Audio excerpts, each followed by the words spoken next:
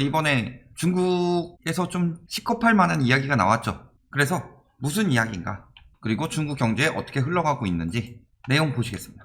올해 경제 성장률 6% 제시한대요. 6%로 안 될 텐데 미국이 5.6% 나온다고 그랬는데 보면은 목표 6% 이상 제시하고 있다. 작년에는 코로나19로 인해 경기 전망이 불투명하다는 이유로 발표를 하지 않았는데 이번에 목표치를 제시했다. 완전히 벗어났다는 자신감을 피력한 것으로 평가된다. 그러니까 우리 이만큼 잘 나간다, 이런 얘기 하기 위해서 한 거죠. 근데 중국이 저거를 해결을 했느냐? 사실 마리조아 코로나지 원래는 우한 폐렴이었잖아요. 근데 우한에서 확진자가 안 나온다. 그러면 집단 면역에 성공을 했느냐? 그런 게 아니죠. 얘네는 아직도 숨기고 있다, 확진자 수를. 그러니까 지금 별로 안 나오는 것처럼 보이지만 숨겨져 있는 확진자가 굉장히 많을 수밖에 없는 상황이죠. 그런데 성장률은 저렇게 나오는데 막상 세계적인 문제는 뭐냐? 성장률은 나오는데 실업률이 줄지 않아요.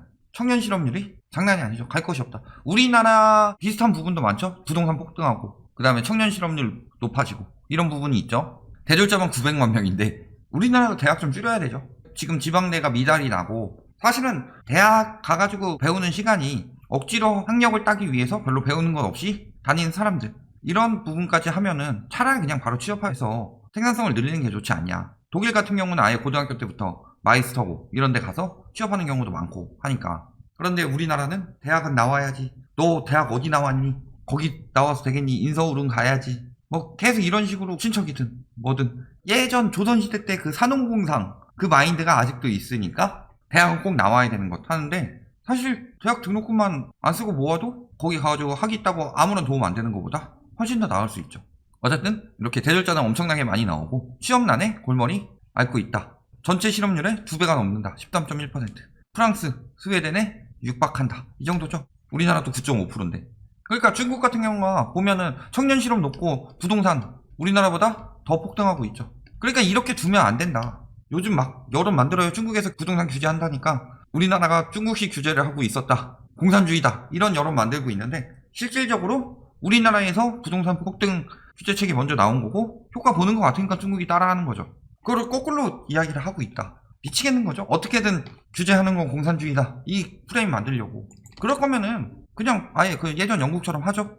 영국 예전에 뭐 굴뚝닦기 아르바이트 뭐 한 5살짜리한테 하루 5센트 주고 굴뚝닦기 시키고 그런 거 하면 되는 거 아니에요?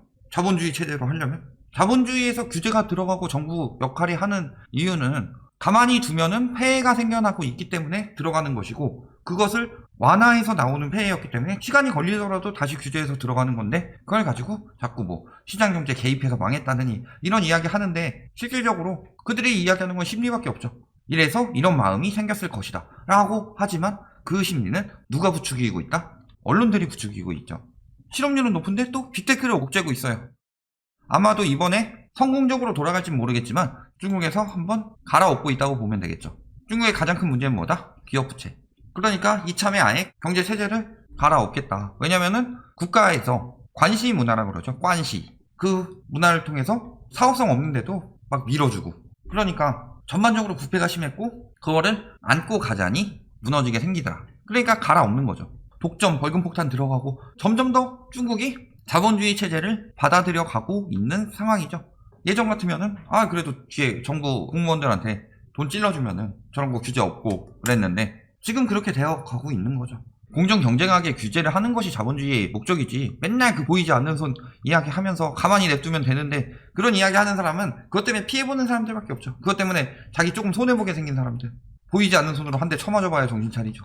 자, 근데 가장 큰 문제는 최근에 쿼드 회의, 그 앞전에 뭐부터 했어요? 화웨이부터 규제 들어갔죠. 화웨이 등 중싱퉁신, 하이테라, 하이크 비전, 다화 등 요런 애들, 화웨이까지 5개 업체를 국가안보 위협 업체로 지목했다. 미국에서 지목했다. 재작년에 미중 무역전쟁 시작할 때 어디부터 때렸어요? 미국이? 화웨이부터. 왜? 얘네들이 뭐 하고 있는 거예요?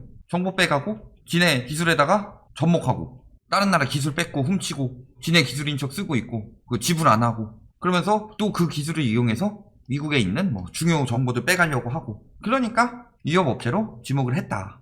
그러면은 미국 업체들은 얘네랑 안 하려고 하겠죠. 그럼 다른 나라는 굳이 저기랑 하려고 할까요? 그래도 아직까지는 짱은 미국인데 눈치 보겠죠.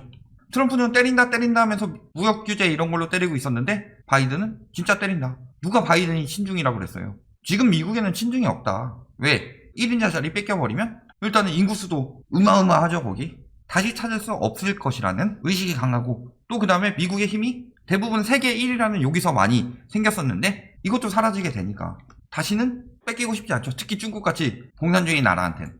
자, 그러면서 지금 쿼드 회의 들어갔습니다. 중국 표현은 안 했지만 다 같이 모여서 중국 견제하겠다. 자, 어느 나라 모였어요? 미국. 당연히 지금 중국 때리는 나라죠. 원래 일본하고 중국은 사이가 무지하게 안 좋습니다. 일본 저것들이 우리나라만 왜곡하느냐? 중국도 엄청나게 왜곡했죠. 중국 역사에 대해서도.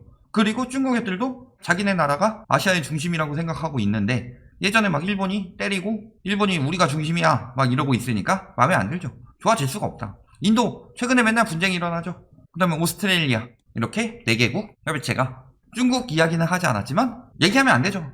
중국 좀 밟아놓자 이렇게 얘기하면은 국제사회에서 그렇게 할 수는 없는데 이런 걸로 협력하면 좋지 않을까? 근데 그 내용들이 대부분 다 중국을 견제하는 것들이더라. 히토류 맨날 미국한테 우리 히토류 수출 안 한다 이런 식으로 좀 중국이 하고 있죠. 그러니까 중국한테 안 사, 최대한 안 사도록 만들어, 이런 식으로 협의를 하고 있다는 거죠. 여기다가 요 네 나라뿐이냐, 우리나라도 직접 언급한 건 아니고 협력 환영한다. 우리 쿼드가 중국이랑 싸울 건데 도와줄 애들 도와줘.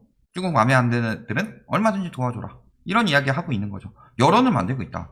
그러니까 럼프 형은 뭐예요? 미국 vs 중국이었다면은 이든이 형은 미국 vs 중국 구도를 만들 때 편을 짜는 거죠. 야, 근데 우리가 더 세. 그러니까 뭐 일본, 호주, 인도 등등 우리나라도 와라. 딴 나라, 대만 같은 데는 당연히 반중국이죠. 막 이런 나라들 지금 다 해가지고 국제적으로 고립시킨다. 그러니까 트럼프라면은 중국 네가 짱이라고 나랑 맞짱 또 해가지고 서로 좁히는 느낌이라면, 바이든 같은 경우는 야 왕따시켜 해가지고 막 애들 막 뒤에 가가지고 야 저기 왕따시키자 이러고 있는 거예요. 그러면 중국 입장에서는 바이든 당선되면 친중이니 뭐 해가지고 위험해진다느니 자꾸 이런 여론 우리나라에서 퍼뜨린 이유가 뭐예요? 좀 우리나라 뭐 하는 사람들도 다 부동산 카페 뭐 이런 데 가보면은 바이든 엄청나게 깠죠. 공산주의니 뭐니 친중이니. 결과 보면 어때요? 그러니까 그들은 지들 유리한 대로 얼마든지 정보를 조작한다. 바이든이 그렇게 하겠어요? 상식적으로. 그리고 중국 경제가 뭐 사랑한다 하는데 굉장히 문제가 여러 가지 드러나고 있죠. 자, 중국이 인구 감소 및 고령화가 심해지고 있다. 2025년이 되기 전에 전체 인구의 14%가 65세 이상이 고령화 사회가 될 것으로 보인다. 부동산 가격 계속 올라서 이것이 자본주의의 섭리다 라고 이야기하고 있는데, 우리나라보다 부동산은 집값 더 오르는 데가 중국이었죠. 당연히야 우리나라가 더 올랐지만 그 전에는 원래 중국이었죠. 홍콩도 중국에 들어갔으니까 중국이 짱이었죠, 집값은. 그러니까 얘네는 워낙 인구가 많고 선진국 대열에 GDP 규모나 이런 건 들어섰지만 삶의 질이나 이런 것들은 이제 아직 들어서기 전인 단계죠. 경제 성장률이나 이런 걸 보더라도 선진국 되면 경제 성장률이 그렇게 올라갈 수가 없죠. 크고 있는 도중인데도 벌써 인구 감소 이야기가 나왔다. 집값 폭등의 폐해죠. 그런데 공산주의니 뭐니 하는데 공산주의 업계에서 부동산값 제일 올리고 있었다.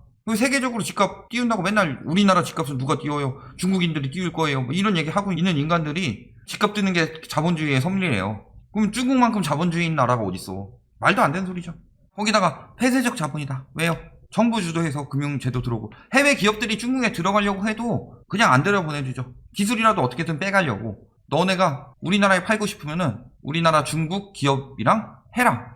협정해서 얘 통해서 팔아라. 그리고 수익은 얘가 어느 정도 많이 가져가게. 이렇게 만들든가, 너 들어올 때 이 중국 회사랑 무조건 합작해야 돼. 이런 식으로 만들어서 기술 빼가고, 기술 다 빼가면 얘네 버려버리고 지들 브랜드로 만들어서 판다. 이런 짓거리 하고 있는데 싼 맛에 써먹었죠. 그런데 중국의 경제 성장률이 커지면은 가장 큰 문제는 뭐예요? 세계적 공장 역할을 하는데 중국에다 하겠느냐. 차라리 인도나 이런 데로 빼줘. 인도도 인구 많고. 그 다음에 지금 양극화 심해지고 있죠. 그러니까 부동산 집값 떨어져야 되고, 이런 이야기가 우리나라뿐만이 아니라 중국에도 똑같이 나오고 있는 거죠. 거기다가 언론 자유도가 급속도로 악화되고 있다. 중국이 우리나라 따라오고 있죠. 언론 신뢰도 꼴찌. 자유는 사라지고 통제만 하고 있고, 중국에서 뭐 되게 경제 성장률 잘 나오고 이런 거 통제해서 가능한 거예요. 사실상 국가 통제가 강하면 경제 성장률은 정상적으로만 흘러가도 더 자유로운 민주주의보다는 잘 나올 수밖에 없죠. 왜냐면 이렇게 해 하면은 다 알아서 쭉 따라 하니까. 아, 근데 그렇게 하면 인권이 조금, 지금 경제 성장해야 되는데 어디서 인권 얘기, 이렇게 해 찍어 누르면 경제 성장률은 잘 나올 수밖에 없죠. 근데 다만 아까 그래서 무슨 일들이 일어나느냐. 부동산가 폭등하고 정권은 못 가죠. 여기는 폐쇄만 하고 있다. 통제하면서. 그러니까 코로나도 지금 중국에서 엄청 안 나오고 있는 것처럼 이야기하지만 안 나오겠어요, 거기서? 지금 다 숨기고 있는 거지. 자, 결론. 중국 살아난다. 중국 짱. 지금 이럴 상황이 아니다. 왜? 세계적으로 지금 시작했죠. 쿼드 회의를 한 게 중국 때리기를 시작한 거다. 그렇다고 해서 중국에서는 지금 뭐 하고 있어요? 경제 개편하고 있죠. 왜 저기 빅테크 기업 때리느냐? 개편하느라고 그래요. 다른 나라들 다 죽어가는데 중국은 그나마 덜 죽어갈 때 개편하는 거다. 그러니까 고위 디폴트나 이런 의혹들도 받고 있는 거죠. 이런 상황에서 이것이 독재 권력 체제에 밀어붙이고 있는 상황이다. 이런 것까지 봤을 때는 성과만 잘 나오게 만들 수는 있지만 속으로 골마 들어가고 있다. 어떻게 골마 들어가고 있다? 가뜩이나 양극화심한 중국이 양극화가 더 심해지고 있고 청년들 일자리 못 구하고 있고 개편은 해야 되니까 유동성 축소하고 있고 기업들 죽고 있고 이런 상황이다. 그런데도 무조건 뭐 중국이 조만간 1등 올라간다 이런 것들 아직 시기상조지 않느냐. 유동성 축소 들어가고 하고 있으니까 중국 주식이 생각보다 힘을 못 쓰고 있는 거다. 이런 부분까지 생각해 보시면 중국 경제가 마냥 좋지만은 않다. 오히려 숨겨왔던 것들이 드러나고 있다. 이렇게 보시면 되겠습니다.